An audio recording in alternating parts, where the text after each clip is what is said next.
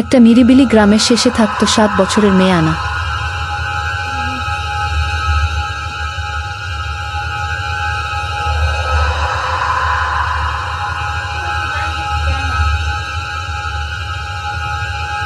রাতে সে জানালার পাশে বসে তারকা দেখত।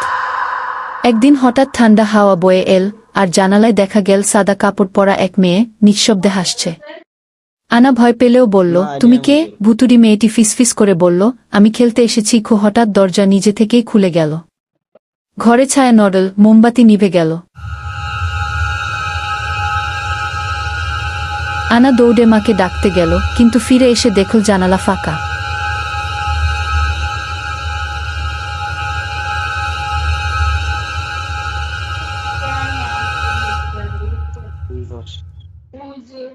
শুধু হাওয়ায় ভেসে এল ছোট্ট কণ্ঠ, কাল আবার আসব, আনা গি।